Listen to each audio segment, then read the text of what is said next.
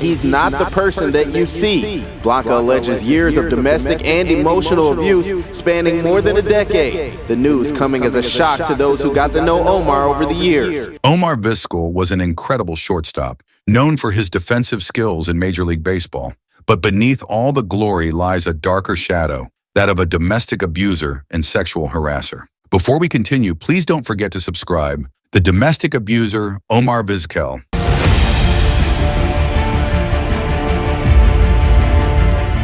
Long after his playing career was over, Vizquel came into unwanted limelight. On December 16, 2020, The Athletic published a story that shook his public image. His wife, Blanca, who was in the process of filing for divorce, came forward with serious accusations of physical abuse. According to the report, she claimed that Vizquel had assaulted her twice, once in 2011, before they were married, and again in 2016. These allegations weren't completely new. Blanca had previously shared them during an Instagram Live on October 7, 2020. The 2016 incident took place at their home in Sammamish, Washington, near Seattle. During a heated argument, Blanca told the police that Omar had pushed her, causing her to fall. She reportedly suffered an injury to her shin and had several broken fingernails. As a result, Vizquel was charged with fourth-degree domestic assault. However, the charges were later dropped at Blanca's request. In the article, she revealed that Omar had pressured her into signing a letter to withdraw the charges and that he threatened her with financial consequences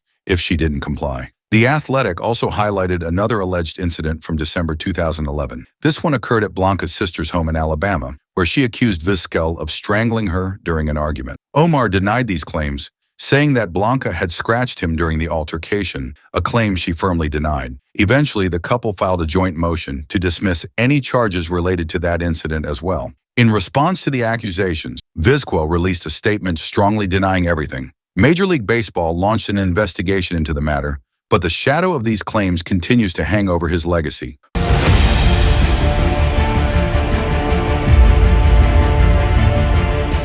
Harassment allegations. This past week, Omar Vizquel has been accused of sexual harassment by a bat boy in the Chicago White Sox system when Omar Vizquel was the manager of the Birmingham Barons. Vizquel faced another disturbing lawsuit, this time involving allegations of sexual harassment towards a bat boy with autism while he was managing the Birmingham Barons, the AA affiliate of the Chicago White Sox. The lawsuit named not only Vizquel, but also the Barons, the White Sox, and the Chi Sox Corporation as defendants. According to the complaint, Vizquel is accused of engaging in sexually aggressive behavior towards the 25-year-old bat boy on at least 5 separate occasions. The most alarming part of the accusation is that Vizquel allegedly deliberately exposed his private part to the bat boy and demanded that he wash his back. The worker, feeling humiliated and intimidated, complied out of fear of what might happen if he didn't, according to the lawsuit. The bat boy reported the disturbing incidents to other staff members on the Barons team,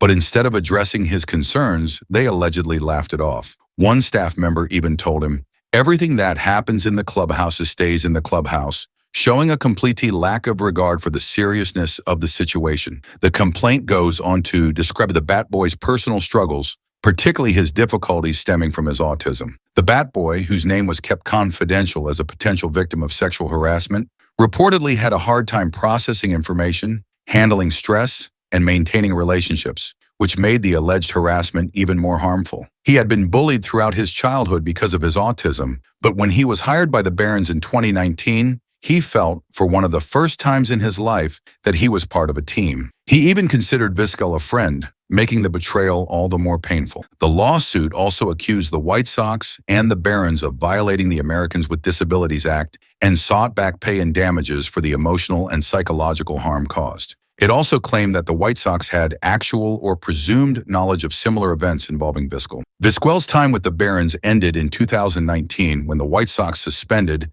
and then fired him that September after launching an investigation into the allegations. Though the case was eventually settled in June 2022, with claims against Vizquel dismissed following a confidential agreement, the story left a lasting mark on Vizquel's post-baseball career and reputation.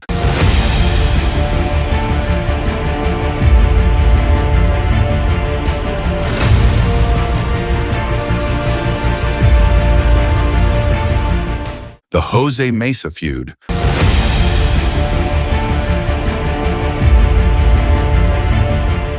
A long-standing and very public feud erupted between Omar Vizquel and his former teammate, Jose Mesa, after a comment in Vizquel's autobiography, "Omar, my life on and off the field," sparked major tension between the two. In the book, which was published in 2002, Vizquel openly criticized Mesa's performance during a crucial moment in Game 7 of the 1997 World Series. Vizquel didn't hold back, writing, "The eyes of the world were focused on every move we made. Unfortunately, Jose's own eyes were vacant, completely empty, nobody home. You could almost see right through him. Not long after I looked into his vacant eyes, he blew the save, and the Marlins tied the game." This harsh criticism didn't sit well with Mesa, who was furious about how he was portrayed. He made it very clear that he wasn't going to let it slide. In response, Mesa vowed to hit Vizquel every time he faced him in a game. His anger was so intense that even his son got involved, with Mesa stating, "Even my little boy told me to get him. If I face him 10 more times, I'll hit him 10 times. I want to kill him." The feud spilled onto the field not long after. On June 12, 2002, Mesa got his first chance to make good on his promise. In the 9th inning of a game, he hit Vizquel with a pitch. Despite the obvious intent, Mesa wasn't ejected from the game and went on to finish it. For a few years, the two didn't face each other again. Fast forward to 2006, when Vizquel was playing for the San Francisco Giants and Mesa was with the Colorado Rockies. When they faced off in Denver on April 22nd, Mesa hit Vizquel with a pitch again, staying true to his vow. However, after that, Vizquel managed to avoid further physical retaliation. They faced each other 3 more times during the 2006 season, and Vizquel came out unscathed. He grounded out twice but also managed to hit an RBI single. Despite the tension, Vizquel's batting average against Mesa was quite impressive. Over his career, he hit .333 against his former teammate. Mesa eventually retired in 2007, bringing an end to this on-field chapter of their long-running feud.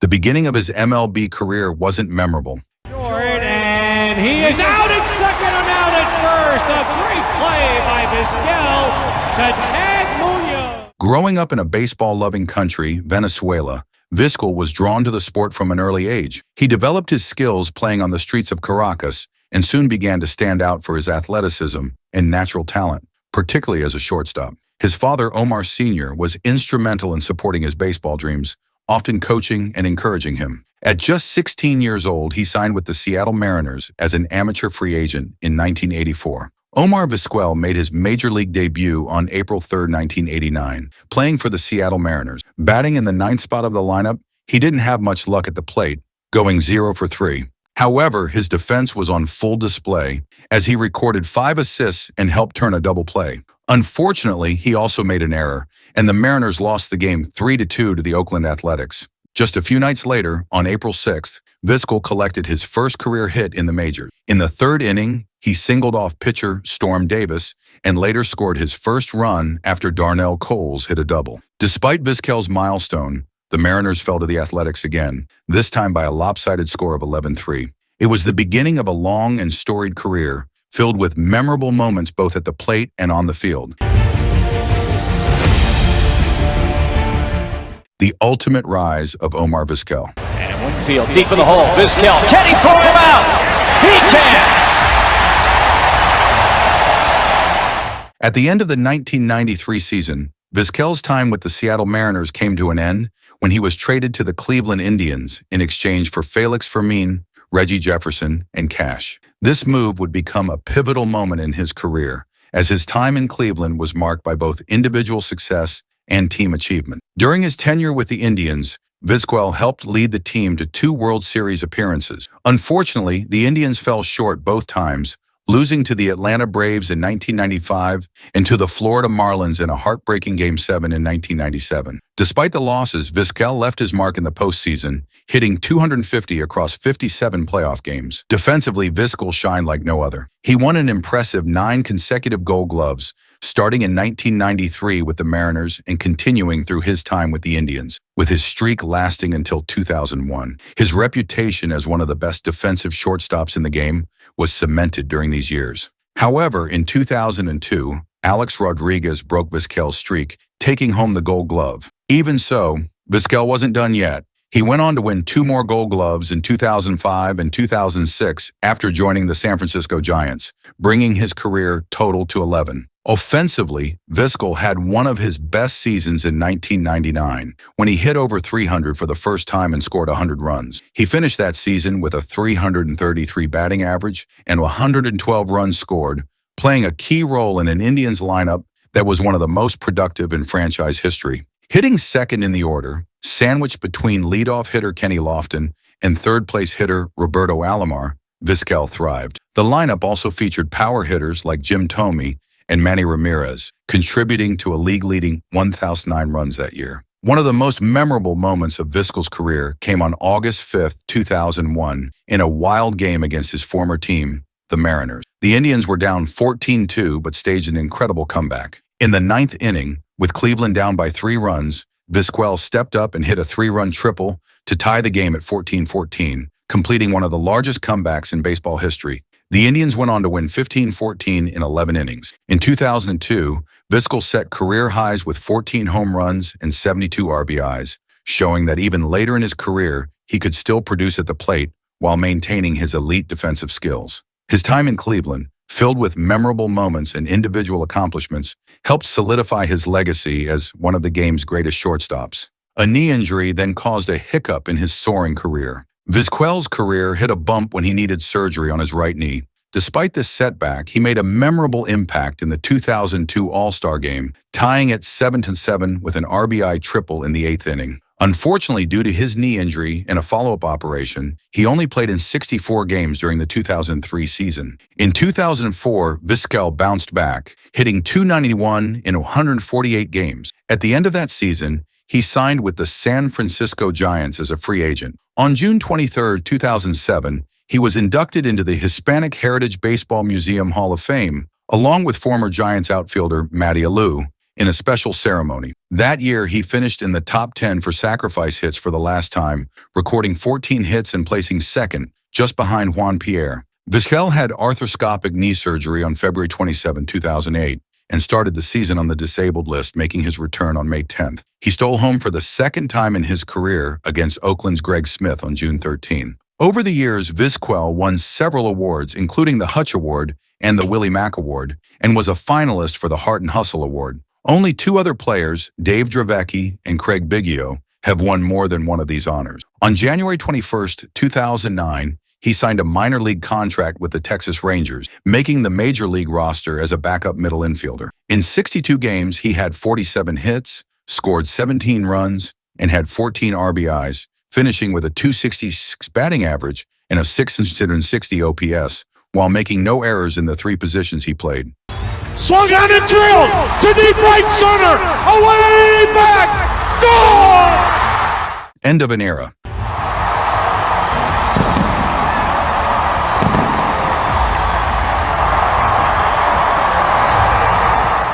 On November 23, 2009, Vizquel signed a 1-year contract with the Chicago White Sox worth $1.4 million. After the deal was finalized, White Sox legend Luis Aparicio, who is also Venezuelan, requested that his number 11 be temporarily unretired for Vizquel, since the team's manager, Ozzie Guillen, held the rights to number 13, which Vizquel had worn throughout his career. On May 25, 2010, Vizquel became the 3rd all-time shortstop in hits, trailing only Derek Jeter and Honus Wagner. He hit his first home run of the season on June 25th, joining an exclusive group of players who have homered in 4 different decades. After the 2010 season, he signed another 1-year deal to stay with the White Sox. On April 3, 2011, he recorded his 2,800th career hit.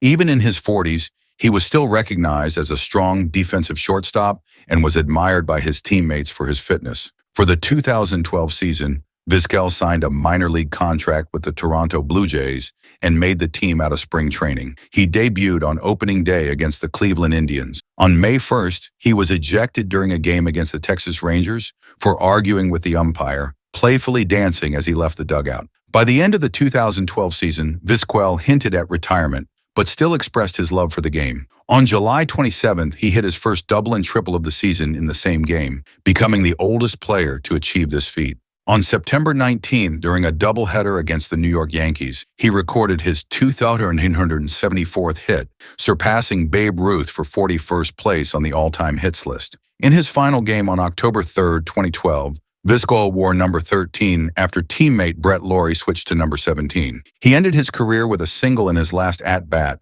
bringing his total to 2,177 hits, which moved him ahead of Mel Ott on the all-time list. Vizquel retired after the season, marking the end of an era, as he was the last position player born in the 1960s and the final one to play in the 1980s. Then came coaching and community service. On January 30th, 2013, Vizquel was hired by the Los Angeles Angels as a co-infield coach alongside Bobby Knoop, taking over from Dick Schofield, whose contract wasn't renewed. Then on November 18th, 2013, he joined the Detroit Tigers as their new first base coach, replacing Rafael Billiard. Under manager Brad Ausmus, Vizquel also helped with infield and base running instruction. After Ausmus was let go following the 2017 season, Vizquel interviewed for the manager's job, but was passed over for Ron Gardenhire. In November 2017, he returned to the White Sox organization to manage their Class A advanced team, the Winston-Salem Dash, and was promoted in December 2018 to manage their Class AA team, the Birmingham Barons. However, in 2019, he was dismissed after sexual harassment allegations leads to an MLB investigation. On December 2, 2019, Vizquel became the new manager for the Toros de Tijuana in the Mexican League, but left the team in July 2021. Beyond baseball, Vizquel is active in community service. He has served as an honorary spokesperson for young audiences, an arts education organization in Cleveland, and Schools Now, which raises funds through entertainment booklets. After the tragic Vargas mudslide in Venezuela that claimed 25,000 lives in 1999, he volunteered for the relief effort and helped raise over $500,000. He has also organized charitable events in Cleveland, like Tribe Jam, where he and former teammates perform with local singers. That is it for this one, but if you happen to like MLB Legends, make sure to check out our latest videos on our channel Baseball Icons. I'm sure you will love it. Oh, and while you are at it, drop a comment telling us who to cover next, and don't forget to subscribe.